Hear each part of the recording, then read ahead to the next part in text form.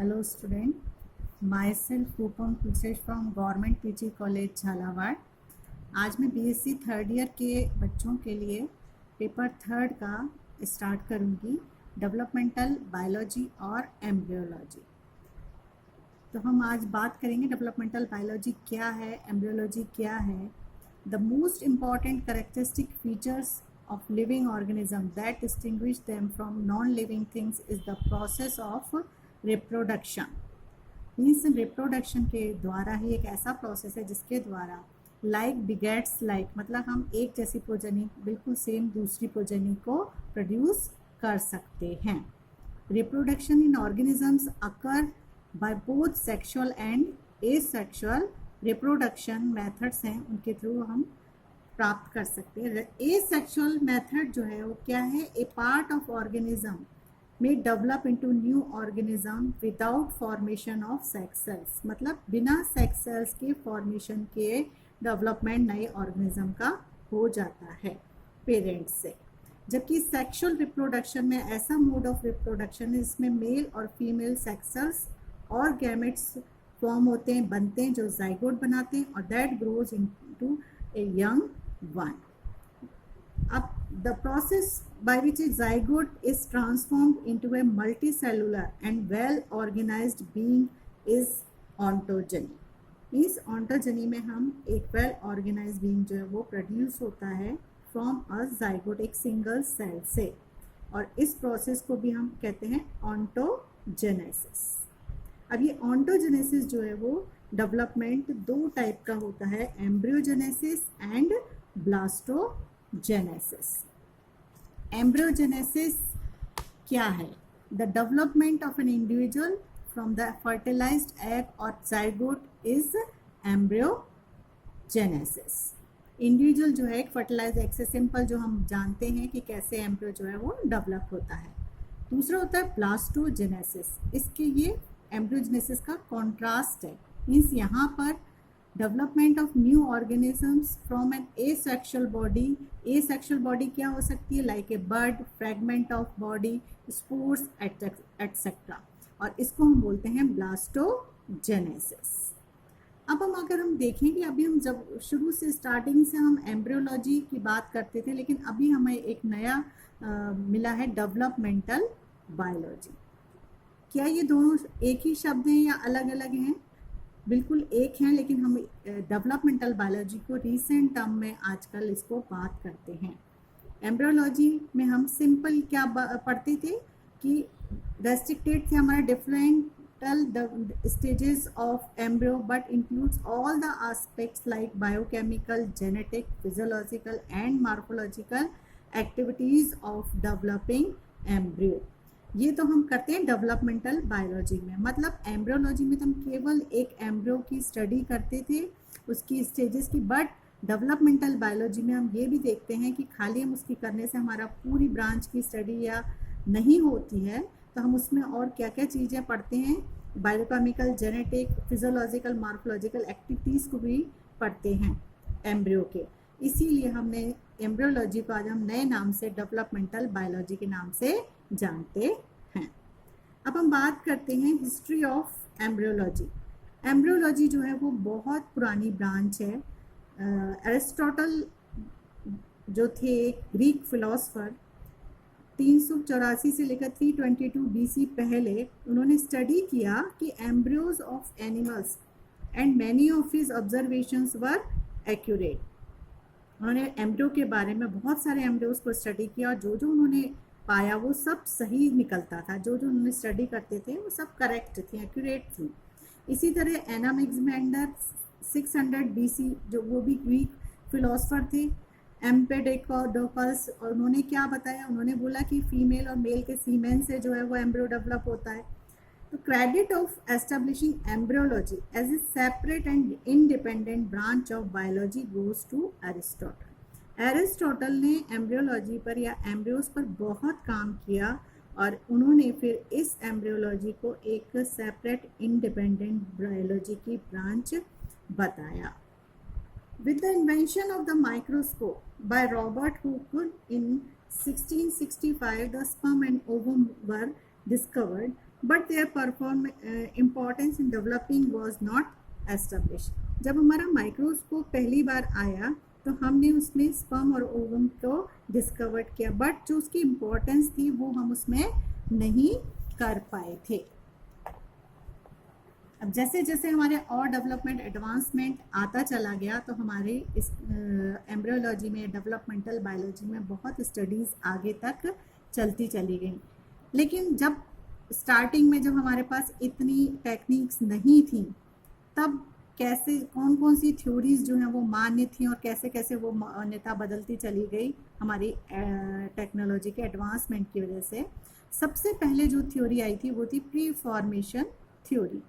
इस pre formation theory में कहा गया the human being is pre formed either in the ovum और स्पर्म।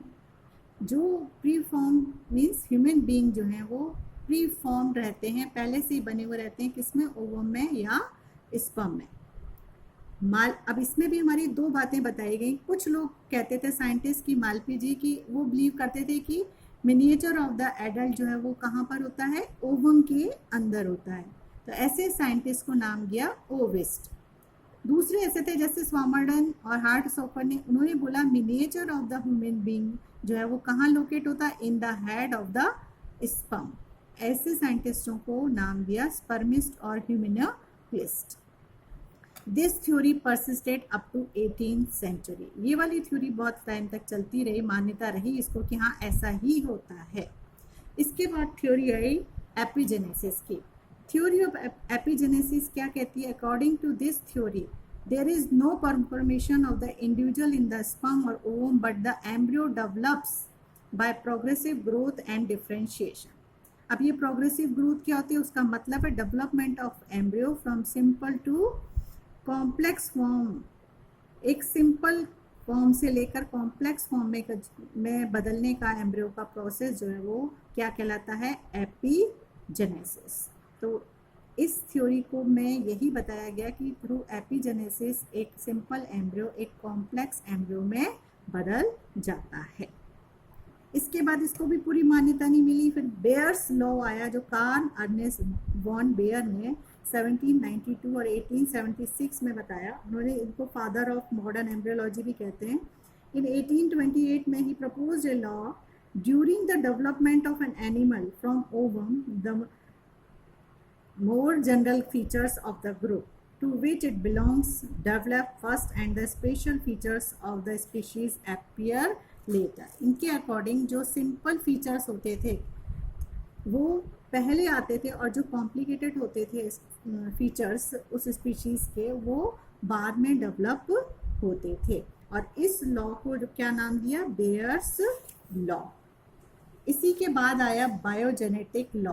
फ्रिट्ज मुलर ने 1864 में उन्होंने बताया कि during the ontogenetic development of animal the entire racial history of phylogenetic relationship is repeated.